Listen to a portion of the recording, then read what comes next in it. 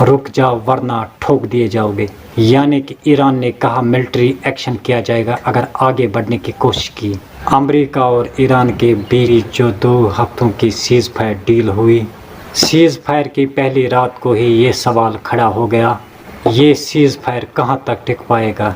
क्या ये seize fire आगे बढ़ पाएगा या बारूद का नया खेल खेला जाएगा? क्योंकि इस सीज़ फायर डील को जहां पर ईरान 10 शर्तों वाली जीत बता रहा है, वही दूसरी तरफ अमेरिका 15 पॉइंटों की जीत बताकर डांस कर रहा है। 2 हफ्तों की इस सीज़ फायर डील को समझना तब तक मुश्किल है जब तक 10 शर्तों वाली लिस्ट को 15 पॉइंटों के साथ मिलाकर ना देखा जाए।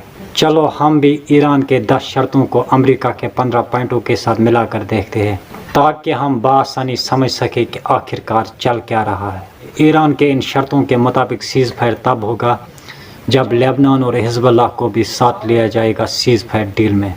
दूसरी तरफ सीज़ फायर की पहली रात को ही सबसे खतरनाक बमबारी की इसराइल ने लेबनान पर। जो बमबारी इसराइल ने लेबनान पर की उसमें 250 से लेकर 300 लोगों की मरने की खबर सामने आ रही है। 1100 से लेकर 1500 लोग जख्मी होने की खबर आ रही है। यहाँ पर अमेरिका के पॉइंटों और ईरान के शर्तों में बहुत बड़ा गैप है, यानी कि ये एक दूसरे से टकराते हैं। दूसरी बात, ईरान का कहना है यूरेनियम पर कोई बात नहीं होगी। जब यही सवाल डोनाल्ड ट्रंप से किया गया, जवाब कुछ हैरान कर देने वाला था। डोनाल्ड ट्रंप ने जवाब में कहा यूरेनियम का मसला हल किया जाएगा, उसका अच्छे से ख्याल रखा जाएगा। अच्छे से ख्याल रखा जाएगा का क्या मतलब है? क्या यूरेनियम कहीं शिफ्ट किया जाएगा या फिर किसी और की हिफाजत के ज़िम्मे में रखा जाएगा? यहाँ पर भी ईरान के शर्तों और अमेरिका के पॉइंटों में बहुत बड़ा गैप है, यानी कि वो आपस में टकराते हैं। ईरान हार्मोज के समंदरी रास्ते पर फुल कंट्रोल चाहता है।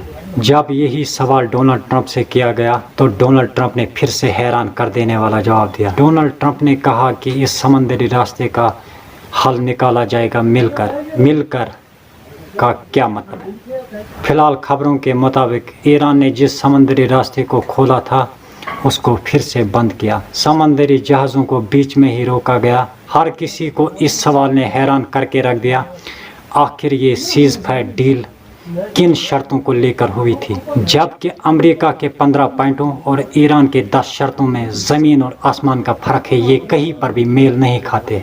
इस सवाल का चैप्टर इस बात से क्लोज किया जा सकता है, दरअसल पर्दे की पीछे की कहानी कुछ और बयां करती है, स्क्रीन पर जो स्क्रिप्ट दिखाई जाती है वो कुछ और दास्तान बयां करती है।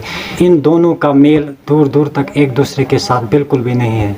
जबकि इस सीज़ फायर डील की पहली रात को ही ईरान को अपना डिफेंस सिस्टम एक्टिव करना पड़ा।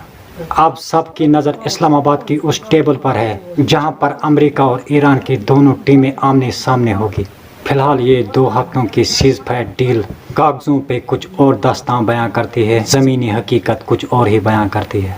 दीजिए हमें इजाज़त। खुश रहो, आबाद रहो, सलामत रहो। अस्सलामु अलैकुम।